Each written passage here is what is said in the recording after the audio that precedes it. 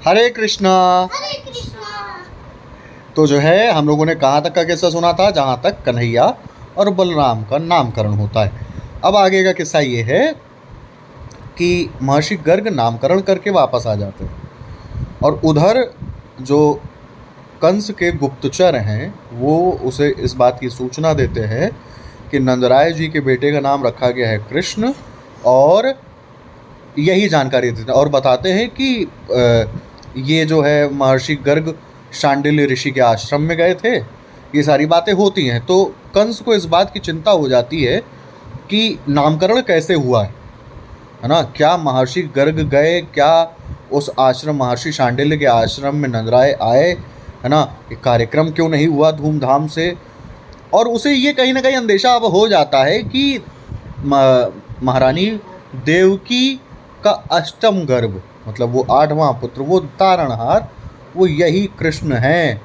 ठीक है, लेकिन उसके एक शंका ये भी होती है कि ऐसा तो नहीं कि भगवान विष्णु कहीं कोई छल कर रहे हैं और ये जो है लगातार कंस के जो मित्र हैं, राक्षस हैं, असुर हैं, इनका अंत करते जा रहे हैं, उधर दूसरी ओर का मतलब जो अष्टम पुत्र हैं वो पल रहे हों। मतलब उसके मन में ढेर सारे आशंकाएं होती हैं। और उस बीच जो है वासुदेव जी जो हैं वो पहुंच जाते हैं महर्षि गर्ग के आश्रम में। महर्षि गर्ग बताते हैं, कहते हैं कि सारा कार्यक्रम हो गया है और आप के मतलब पुत्र का नाम रखा है बलराम।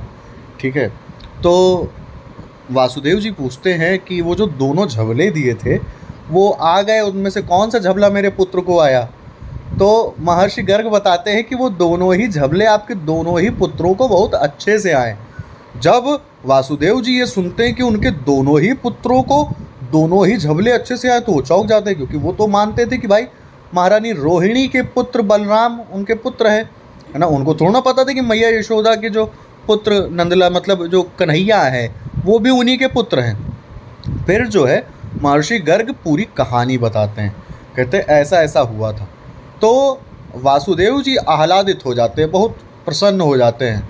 ठीक है, बहुत खुश होते हैं। फिर वो एक निवेदन करते हैं महर्षि गर्ग से कि आप वो जो योग माया की माया की वजह से, है ना, वो जो सारी स्मृतियां हट गई कि जेल मतलब जेल अपने आप खुल गई, बंदी सो गए, बेड़ियां टूट गईं और वो यमुना पार करके जाकर मैया यशोदा के घर में कन्हैया को छोड़ आए और योग माया को ले आए। ये पूरी मतलब स्मरण शक्ति वापस ले आई है, वो जो जो मिटा दिया गया है। तो महर्षि गर्ग वैसा ही करते हैं। महर्षि गर्ग न अपनी शक्तियों के ज़रिए उनकी उन स्मृतियों को वापस ले आते हैं। उधर दूसरी तरफ जो है महाराज वासुदेव के घर में कंस के जो सैनिक हैं वो पहुंच चुके होते हैं, क्योंकि कंस आदेश देता है कि वासुदेव को लेके आओ, उसे अगर प्रताड़ित करेंगे तो वो सच ज़रूर बोलेगा। ठीक है, तो उसके सैनिक पहुंच चुके होते हैं। तभी जो है वासुदेव जी अपने महल में पहुंचते हैं और पहुंचते ही सैनिक कहते हैं कि अब आपको हमारे साथ महाराज के पास चलना होगा। तो वो बताने ही जा रहे होते हैं वासुदेव जी मैया देवकी को, लेकिन वो रोक देती हैं कि यहाँ पर वो खड़े सैनिक हैं। ठीक है, फिर देवकी मैया कहती हैं हम भी साथ चलें। तो सैनिक मना कर देते हैं कि नहीं, आपको साथ नहीं चलना, सिर्फ महाराज ने कहा है कि सिर्फ वासुदेव जी को लेकर आओ।